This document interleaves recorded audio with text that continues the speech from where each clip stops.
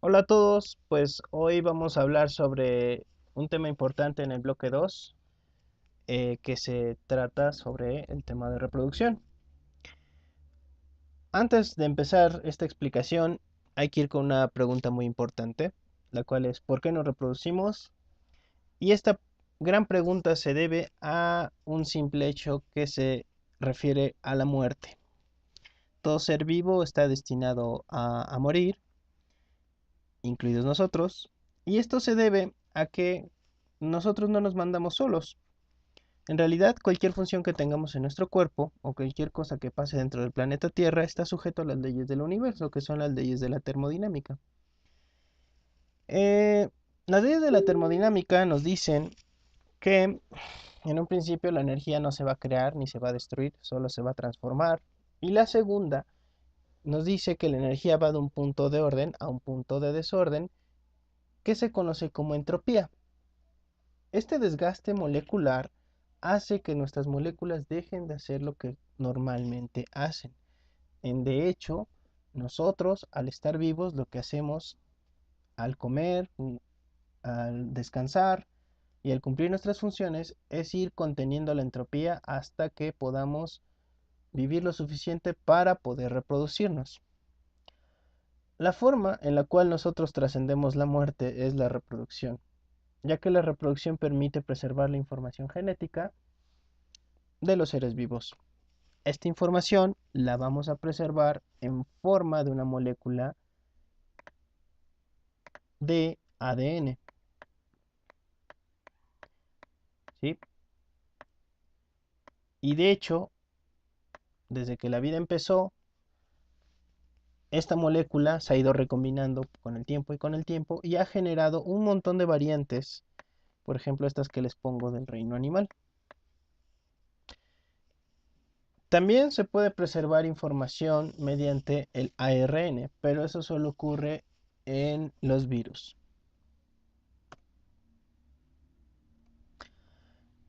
La reproducción nos va a ayudar para que las poblaciones se puedan mantener en un nicho ecológico. La reproducción permite el intercambio genético y con este mismo permite erradicar mutaciones malignas que llegan a ocurrir en el cuerpo. Y por lo mismo podemos obtener más variantes genéticas en una población.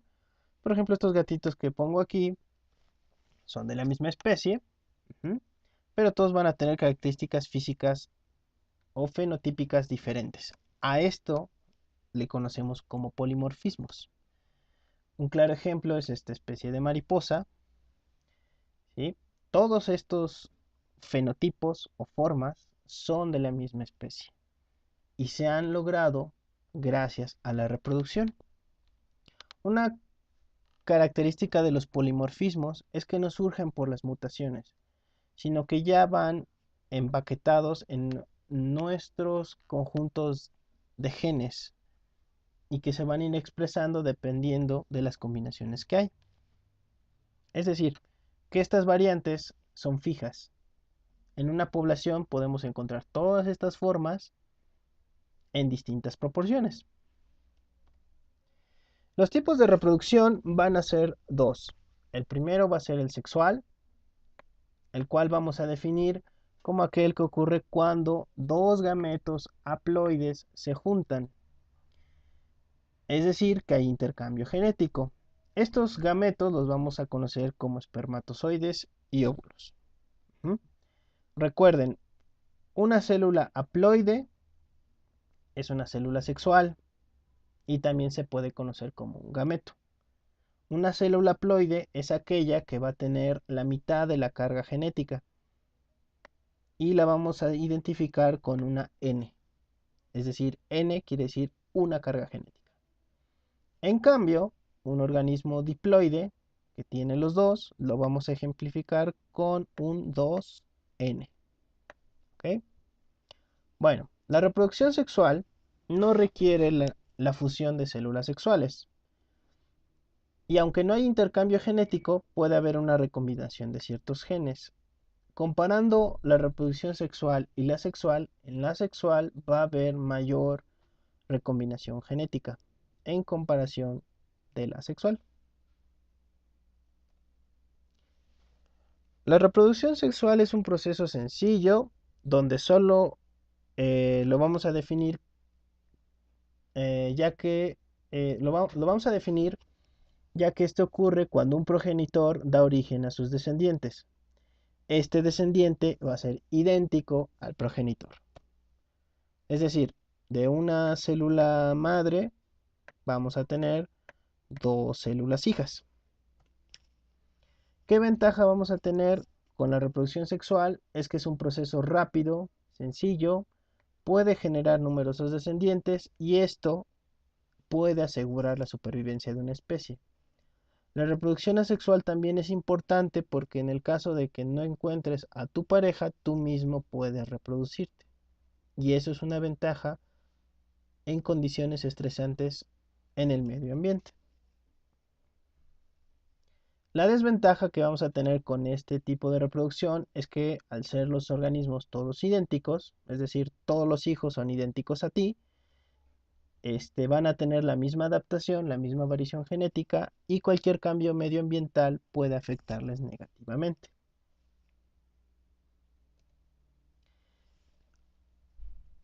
Las formas que vamos a encontrar de reproducción asexual van a ser varias.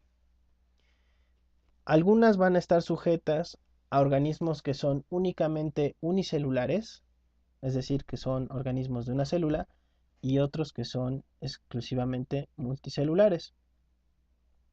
El primero es la bipartición, que es la forma más corriente en los organismos unicelulares. Esto ocurre cuando una célula madre se divide en dos células hijas más o menos iguales. Esto lo vamos a encontrar en protozoarios como amibas y paramecios. Esta bipartición, que en realidad es una división mitótica, se llama así porque esto ocurre únicamente en células que tienen un núcleo, o sea que son células eucariotas.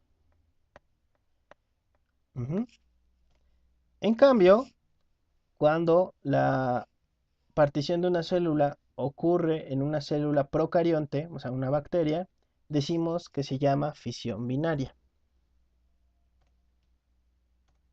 Pero en sí es el mismo fenómeno.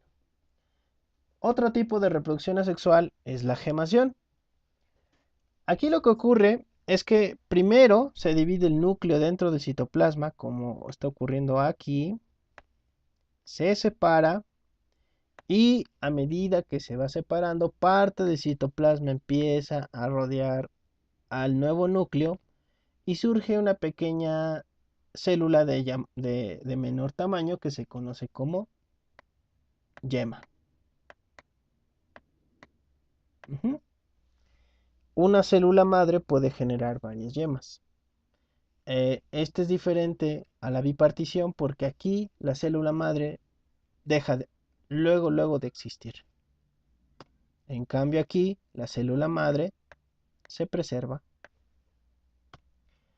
¿Dónde podemos encontrar este fenómeno de gemación? Lo vamos a encontrar en una levadura que vendría siendo un hongo que ustedes conocen muy bien, que se conoce como Saccharomyces cerevisiae, que es la encargada de fermentar la cerveza. Esta levadura va a presentar un fenómeno en sus ciclos de vida conocido como alternancia de generaciones.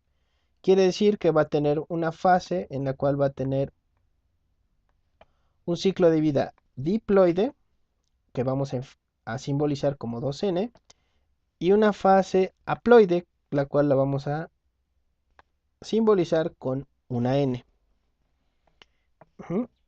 Quiere decir que la gemación en las levaduras ocurre en el ciclo de vida haploide de esta levadura.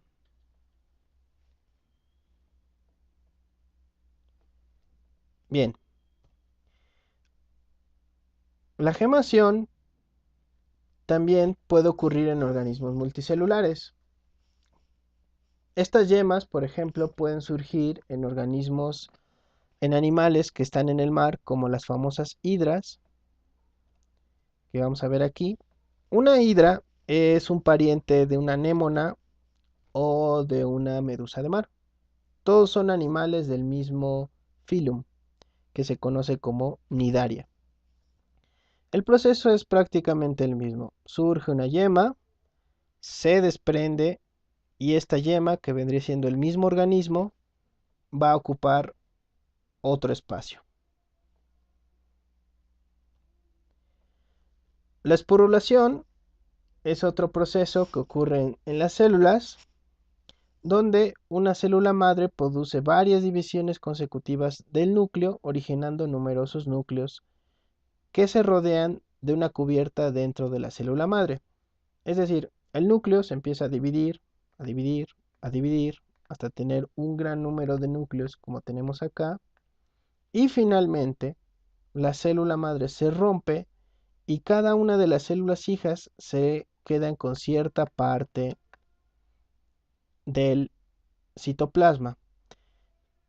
Estas esporas normalmente son células que van a servir para poder tolerar condiciones muy estresantes en el medio. Hagan de cuenta que esta célula hija va a tener una cubierta que le va a permitir estar latente por mucho tiempo y ya cuando las condiciones sean las mejores, poder volver a crecer. Este fenómeno de esporulación también ocurre en organismos grandes, como en los hongos. Los hongos forman esporas en su fase de zeta. La zeta vendría siendo este champiñón de aquí, en la cual se van a desarrollar esporas que vendrían siendo asexuales. Es decir, no hubo ningún tipo de fusión gamética, simplemente el hongo genera las esporas y surge un nuevo individuo. Este nuevo honguito de aquí vendría siendo el mismo de acá. Recuerden que los hongos, lo que ustedes llegan a ver en el campo o llegan a comerse en una quesadilla, es su estructura reproductora. En realidad el hongo real está bajo tierra, en un conjunto de células llamadas hifas. Ujú. Eh, en las plantas, por ejemplo, vamos a encontrar que la esporulación también puede ocurrir en helechos y en musgos. Otra forma de reproducción asexual es la escisión, que es una división longitudinal o transversal de un organismo progenitor. Aquí lo que ocurre es que el organismo, por algún tipo de daño mecánico o por su propia decisión, se parte a la mitad y de estas dos mitades surgen otros organismos. Lo que ocurre aquí, en esta parte y en esta parte, es que va a haber células totipotenciales que pueden generar fácilmente lo que le hace falta al cuerpo. Es como si ustedes pudieran perder un brazo, lo dejan por ahí y de repente surge alguien como ustedes. Eso sería un ejemplo extremo. Obviamente los vertebrados no podemos hacer tal cosa, pero estos gusanos planos conocidos como platelmintos y algunos anélidos pueden hacerlo. Genéticamente tienen tanta variación y tanta historia evolutiva estos animales que pueden realizar estas cosas. Otro ejemplo de escisión lo podemos encontrar en las estrellas de mar.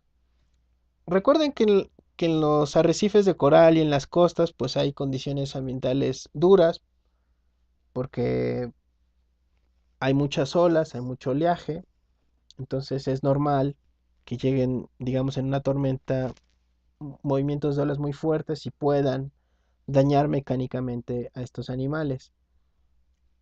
Entonces, estos animales se han adaptado para poder, si llegan a perder un fragmento de sus bracitos, poder formar dentro de este nuevo bracito un nuevo individuo. En el caso de las plantas, la reproducción sexual se le conoce como reproducción vegetativa, es decir, que no implica la fusión de gametos. Un claro ejemplo es la formación de estolones en plantas, aquí, y este estolón, que vendría siendo una extensión de la rama, va a generar una nueva raíz y una nueva planta. Con el tiempo, estas plantas se llegan a dividir y tendríamos dos individuos separados por el espacio, pero genéticamente vendría siendo el mismo. Estos individuos se les conoce como clones. Una planta muy común en México tiene este tipo de reproducción. Aunque también puede generar flores, no lo hace muy comúnmente. A veces lo que hace es generar estos estolones en los bosques mexicanos o en las selvas bajas e ir generando algunos clones hijos para ir abarcando mayor espacio. Este tipo de planta, si no lo ubican, es la que se utiliza para generar todas estas palapas en las costas y donde a veces ustedes se van a ir a comer algún marisco o un cóctel. Bien, ahora, la reproducción asexual también puede ocurrir en organismos superiores. Por ejemplo, hay un fenómeno que se conoce como partenogénesis, que es un tipo especial de reproducción que se da en algunos insectos sociales donde se pueden originar nuevos individuos adultos a partir de óvulos sin que ocurra una fecundación. Es decir, el óvulo se desarrolla sin intervención de un espermatozoide. En el caso de algunos lagartos del género Aspidocelis, todas estas lagartijas son chicas. No existen machos. Únicamente llega lo que, para que estas chicas se puedan reproducir, únicamente llega otra chica, se le monta a esta chica, simulan que tienen un cortejo y una cópula, y únicamente lo que hacen es generar organismos que son haploides, es decir, que nada más tienen una carga genética. En el caso del dragón de Komodo, aunque sí tiene sus machos, de vez en cuando las hembras son capaces de reproducirse mediante partenogénesis.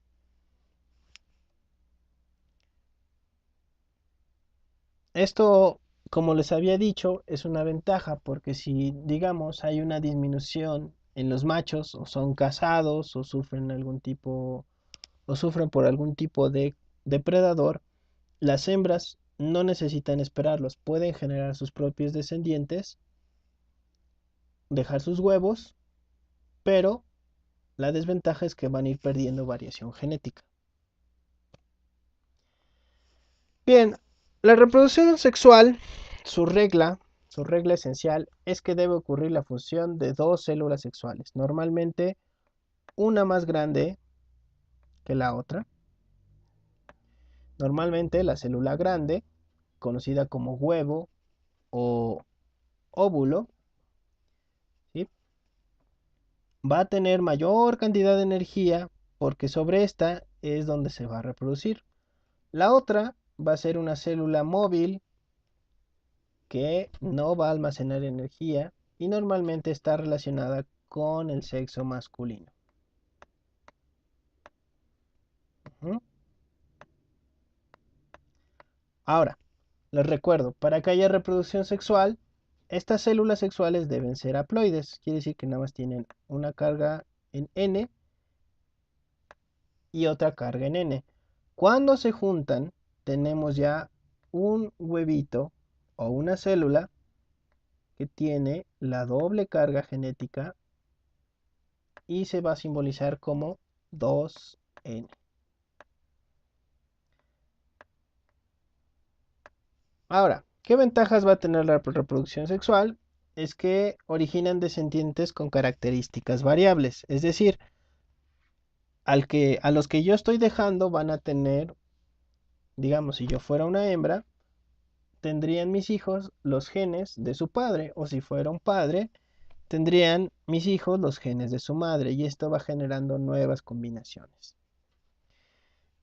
Estas variables van a tener distinta capacidad de adaptación al entorno, lo que aumenta las posibilidades de supervivencia de la especie en caso de cambios medioambientales. La desventaja es que es un proceso complicado que requiere la formación de células especializadas, su unión en la fecundación, un desarrollo embrionario complejo tras el nacimiento y distintos tipos de cuidados en el caso de los animales. La reproducción sexual también genera algo que Darwin descubrió conocido como selección sexual,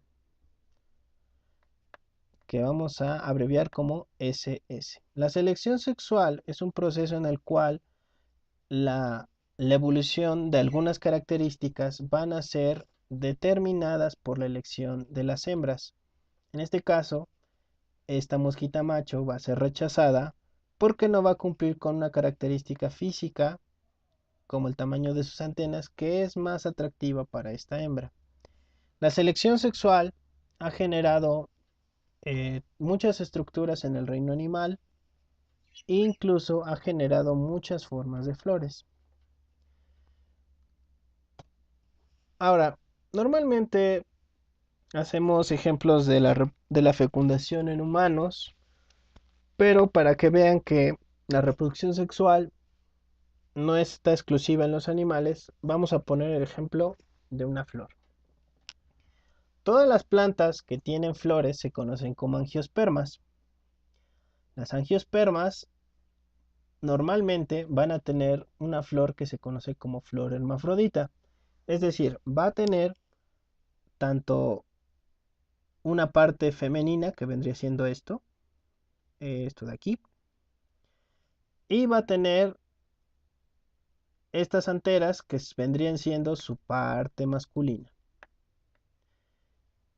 Una célula estándar, o sea, una célula que sea hermafrodita, va a tener la capacidad tanto de polinizar a su propia flor o polinizar flores de otros individuos.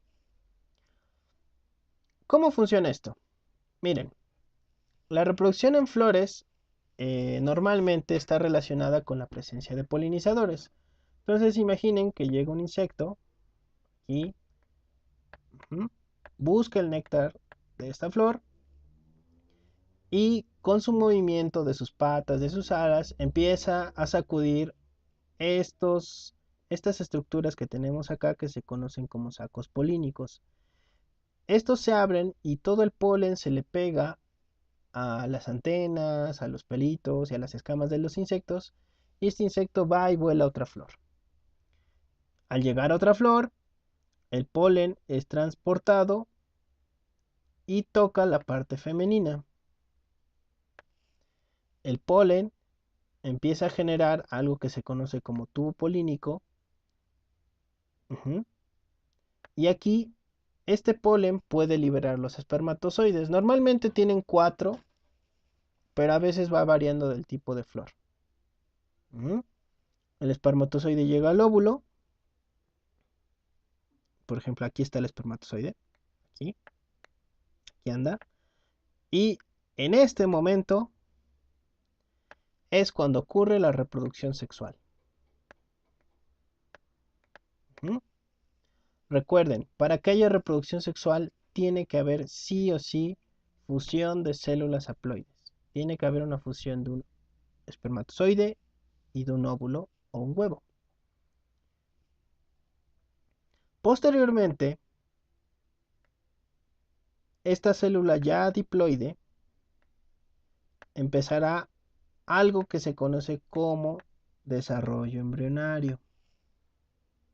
En el caso de las plantas, lo que vamos a obtener normalmente es una semilla.